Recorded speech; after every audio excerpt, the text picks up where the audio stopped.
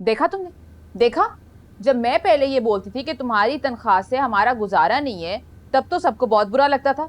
अब अपने भाई को देखो, अपनी बीवी के चक्कर में घर का बंटवारा करने की बातें कर रहे हैं। हाँ तो कर ले, उसकी मर्जी है, उसने मुझसे थोड़ी मांगा। अगर वो उनकी फरमाइशें पूरी कर सकता है तो कर ले, उसकी मर्जी। तुमसे कहाँ मांगेगा वो? हैसियत है तुम्हारी कि तुम कुछ कर सको? वो एक छोटा सा पौधा था, उसको तुमने पानी दिया, बड़ा किया, दरख्त बनाया, मगर जब छांव देने का वक्त आया तो उसने तो रुख ही बदल लिया। और आज अम्मी को भी साथ ले जाने की बात कर रहा है, जैसे माँ तो मुझसे फुसी की है। मैं नहीं जाने दूंगा उसको अम्मी के साथ। अच्छा, तो तुम रोक सकोगे? क्यों? वो मेरी माँ नहीं है? माँ है, मगर उनकी जरूरत का खर्च हारून उठाता है। तुमसे तो मेरी जरूरत पूरी नहीं होती। हारून चला गया तो ये घर कौन चलाएगा, उसकी फिक्र करो पहले। अम्मी की पड़ी है तुम्हें। अम्मी जैसे कि हारून की ऐशो इशरत की जिंदगी छोड़ के तुम्हारे साथ रह लेंगी?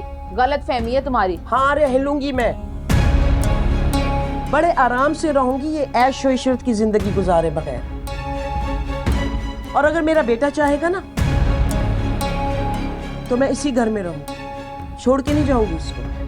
क्योंकि मैंने अपनी जिंदगी में बहुत कड़ा वक्त देखा और अल्लाह का शुक्र करके वो भी गुजार दिया। तुम्हें याद है ना फरहान, कैसा वक्त गुजारा था तुमने, और अब तुम्हारा हाथ तंग नहीं है। फिर भी हारून जैसी कमाई तो नहीं है ना इनकी। अरे तुम बार बार क्यों बड़े भाई के सामने छोटे भाई का जिक्र करती हो? बदगुमानी और नफरत फैला रही हो तुम। और फरहान ने अगर जिम्मेदारी ना उठाई होती ना तो आज हारून कुछ भी ना होता। और मेरा बेटा हारून वो इतना एहसान फरामोश नहीं है कि अपने भाई की नेकी भुला दे। हारून तो नहीं सोचता अम्मी। अंबर, लेकिन अम्मी वो तो खुद ही ये चाहता है कि अलग हो जाए। तुम जानते हो ना राशिद और मुमताज किस किस्म की जिंदगी गुजार रहे, किस तकलीफ से गुजर रहे हैं वो। और अल्लाह ने आज तुम्हें बेटी दी होती ना तब तुम्हें भी समझ में आता। बस यही कसर रह गई थी। हमेशा इन्होंने मेरी पीठ पीछे मुझे बेऔलादी का ताना दिया है। आज आपने ये भी कसर पूरी कर दी कि मेरे मुंह पे मुझे ताना दे रही है। हाय अल्लाह, ये क्या हो रहा है मेरे साथ? मेरी गोद भरते वरना ये औरत तो मुझे ताने दे दे के मार देगी मुझे। मैं क्या करूं? मैं कहाँ जाऊं? कोई रहम नहीं करता इस घर में मेरे पर। अंबर, अंबर प्लीज प्लीज संभालो खुद को। क्या हो गया? तुम क्यों बात को गलत तरफ ले जा रही हो?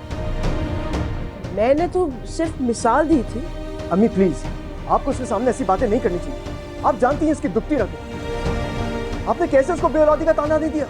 बस अल्लाह करे मैं मर जाऊं, आपको सुकून आ जाएगा। चुप हो जाओ अंबर, प्लीज चुप हो जाओ।